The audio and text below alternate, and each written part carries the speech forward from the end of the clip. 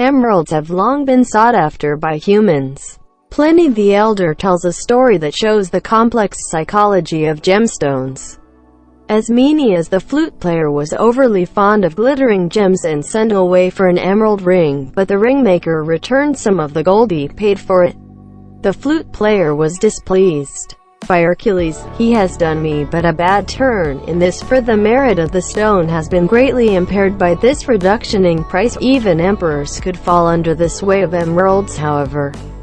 Nero is said to have used an emerald as a lens through which he viewed gladiators battling to the death.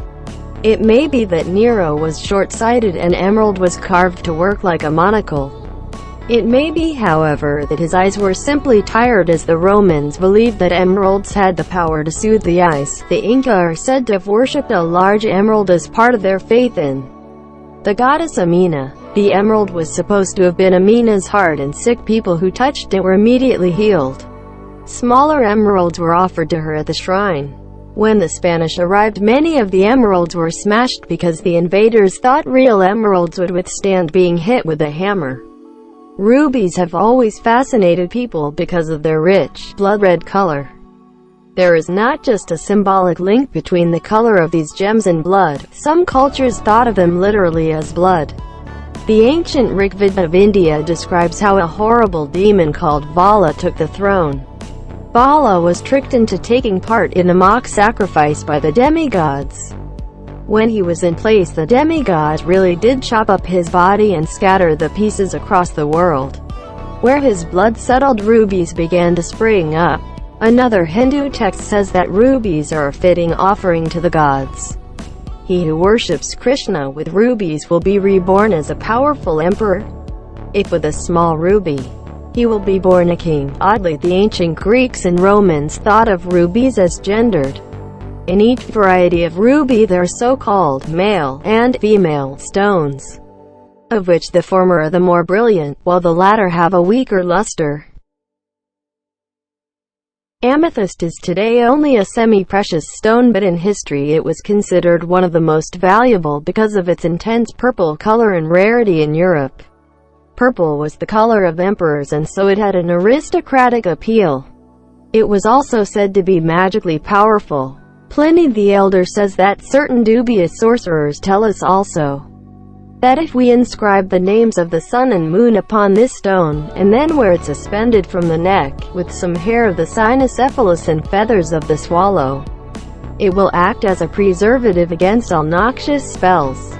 It is said, too, that worn in any manner, this stone will ensure access to the presence of kings, and that it will avert hail and the attacks of locusts. The most common tale told of amethyst is that wearing it can prevent drunkenness.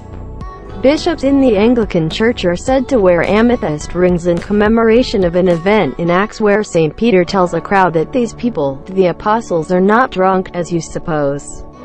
It's only 9 in the morning. The word amethyst derives from the Greek amethustos, not intoxicated. Therefore it is perhaps appropriate that the god of wine Dionysus was presented within amethyst to help preserve his sanity. Pearls are used as gemstones but are not actually stones themselves. Several species of mollusks produce pearls, often as a way to trap and protect themselves from parasites. For their beautiful luster they have always been prized. The Roman historian Suetonius tells us that one of the reasons Julius Caesar invaded Britain was to get access to the pearls in its rivers. Most pearls at the time were sourced from far away in the Indian Ocean. Their distant origins allowed many myths to spring up around their origin. One of the most common beliefs was that pearls were the tears of a god or goddess. For the Greeks, they were produced when Aphrodite shed tears of joy. In Japanese mythology, it was mermaids that produced them by crying. Another Japanese myth has pearls being used to defeat a Korean navy. The Empress Jingo of Japan is said to have prayed with seawater in her hands and been provided with the tide jewels from the Dragon Palace at the bottom of the ocean. One was the Pearl of Ebb and the other was the Pearl of Flood. When the Pearl of Ebb was thrown back into the sea, the ocean dried up. With the Korean and Japanese navies on the ocean floor, the Koreans left their ships to attack the Japanese.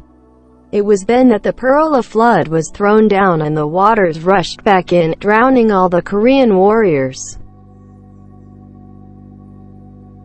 Amber is the fossilized remains of tree resin. It is mostly found with a golden yellow color but can appear black, green, red, or white. In the ancient world it was mostly found washed up on the shores of the Baltic Sea but was widely traded across Europe and beyond. To the Greeks and Romans, amber was another gem that originated in tears. When Phaeton accidentally drove the chariot of the sun too close to the earth, he risked burning all of humanity and so was cast down to his death in the Eridanus River. When his sisters found his body, they wept so fiercely they wasted away and turned to trees on the spot. Their tears kept falling even as trees and turned to amber. This suggests that the ancients were well aware of the connection between tree resin and amber. According to Lithuanian legend, the goddess Garnet lived in an amber palace under the sea. She fell in love with a sailor and the two lived together happily for many years. But when the thunder god found out about their relationship and sent a storm, the palace exploded into millions of pieces. This is why fragments of amber are still washed ashore after a storm. Garnets were hugely popular in the Middle Ages. In Britain, the Anglo-Saxons used intricately cut garnets housed in gold to decorate their jewelry, armor, and weapons. Legends about garnet go back much further, however. Some said that Noah, when out on the ocean in his ark, used a lamp made from garnet to light his way. The name garnet comes from the Latin granatus, meaning seed. This is probably because garnets are usually found as small nuggets of crystal. When they are deep red in color, they look almost exactly like pomegranate seeds. Because the goddess Persephone was trapped in Hades after consuming pomegranate seeds, the gift of garnets was once considered a sure way to make a loved one return to you. It is said that if you do a good deed while wearing garnets, then you will receive good in return. But if you do something evil while wearing one, then you will have the evil rebound back on you. Deep blue sapphires are one of the most beautiful of all gems and have fascinated people for millennia. According to some accounts, the 10 Commandments that were received by Moses were presented to him, carved into 2 blocks of sapphire. Some saw sapphires as the reason the sky is blue. Ancient Persians thought the dome of heaven rested on sapphire and reflect the color back down to us. Sapphires were supposed to have many magical properties. Some said that sapphires could heal by wearing them, while others thought they had to be consumed. Powdered sapphire eaten with milk would cure sores. Placing a sapphire on the forehead was thought to stop nosebleeds because of the structure of sapphire crystals. They sometimes show a radiant star when polished. These star sapphires were once thought to be particularly mystical. The gems could ward off the evil eye and stop people harming you through jealousy. Many ancient accounts of sapphire might actually be a misidentification of another lovely blue stone, Lapis Lazuli. Once mined only in the high mountains of Afghanistan, Lapis Lazuli was one of the most sought-after stones throughout Mesopotamia and Egypt. Evidence of its mining can be found from the 7th millennium BC. The ancient Sumerians treasured lapis lazuli and thought it was a material worthy of the gods. The goddess Inanna is described in ancient texts as wearing jewelry of lapis and carrying a lapis rod. When she went around the underworld, she would use her rod to measure out the length of a person's life. The Babylonians also spoke of a tree that sprouted with lapis lazuli. The Epic of Gilgamesh is thoroughly adorned with lapis lazuli. The terrible bull of heaven had horns covered with it, and Inanna tried to tempt Gilgamesh with a golden lapis chariot. The Egyptians used lapis lazuli heavily in their religious practices.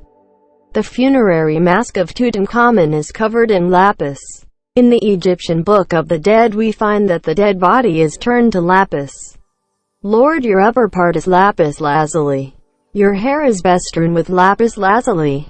Your visage is covered with gold inlaid with lapis lazuli. Your eyebrows are inlaid with lapis lazuli. Opal is a delicate gem, but one that has always fetched a high price. Pliny the Elder tells us of one rich man who had to flee with almost no property but still managed to escape with a fortune thanks to his opal. Nonius took to flight carrying with him, out of all his wealth, nothing but this ring, the value of which, it is well known, was estimated at 2 million of sesterces. Before the discovery of large amounts of opal in Australia, opals were exceedingly rare in Europe. The superstitions associated with opal are as varied as the many colors they shine with. Some thought that the opal was protective and would turn pale if there was poison nearby. Opals were thought to be tied to their own and would lose their brilliance when the owner died. Others thought that they were evil gems. Opals were said to give people the gift of invisibility. Perhaps for this reason, one Christian bishop said the opal is the guardian of the thievish race. It gifts the bearer with acutest sight, but clouds all other eyes with thickest night. No gem is more highly desired than the diamond. Its crystal structure reflects and refracts light into gorgeous patterns. Diamonds were also the hardest material, giving them a divine status. In Hinduism, the god Indra uses a weapon called Vajrayudham that is made of diamond. All diamonds were once mined in India, until deposits were discovered in Brazil in the 18th century. Many legends sprung up around diamonds. In Europe, many large diamonds were said to have been stolen from Indian statues of the gods. Some thought that the massive blue diamond, now known as the Hope Diamond, was plundered from the forehead of an Indian statue. It is perhaps because of this sacrilege that the hope was said to be cursed. The first owner, and maybe thief, is supposed to have been torn apart by dogs after he stole it. Later owners suffered similarly gruesome fates, at least according to legend. Given the value placed on diamonds, there was almost no lengths that people would not go to in order to get their hands on them. In a late legend about Alexander the Great, he came up with a novel method of stealing diamonds from the Valley of the Jewels. Because the diamonds were guarded by poisonous snakes, Alexander threw bits of meat into the valley. The diamonds stuck to the meat, and then birds swooped down to snatch the meat. When they carried the diamond-encrusted meat out of the valley, the birds were scared off, and so the diamonds were gathered up.